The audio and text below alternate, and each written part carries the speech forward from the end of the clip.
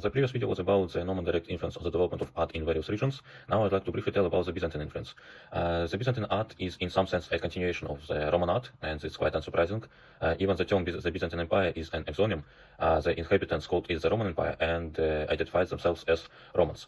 It can be said that the Byzantine art was Constantinople-centered in terms of visual taste. But as Constantinople was the largest, grandest, and the wealthiest city in Europe, it was a key trade center and an important religious center with many relics.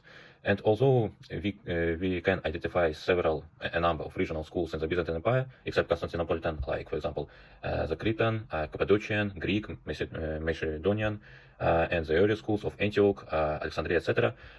These schools were not isolated, of course, as artists migrated, trained each other, assimilated and modified ideas, and so on. But at the same time, sometimes local artists gave imitative responses to Constantinopolitan models.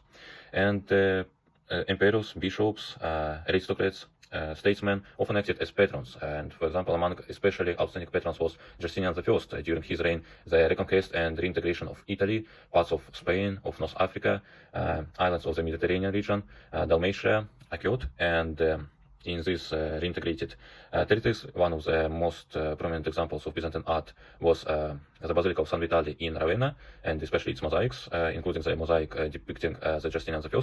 And in general, thus, Byzantine art and architecture can be found in various regions, in Greece, Italy, Cyprus, in Balkans, in Asia Minor, and for example, the churches of Cormack in Cappadocia, also in the Middle East and North Africa. But that was the direct influence, as these territories were part of the empire at a certain period. But the Byzantine influence was spread through other channels as well. For example, like the trade exchange and the migration of artists, craftsmen, and scholars outside the empire. For instance, Byzantine artists were often invited by Serbian and Bulgarian patrons, by Western, like for example Roger II, King of Sicily, who was mentioned in the previous post, by Western and Slavic rulers. Examples are Saint Sophia in Kiev, or the frescoes at the Church of the Transfiguration in Novgorod by Stephanus the Greek. And not to mention the influence of Byzantine models and forms on all the pre-Romanesque and Romanesque styles described in all the previous posts, on Gothic and Renaissance art, on Islamic art, and on art in Asia in general, on Caucasus, and etc.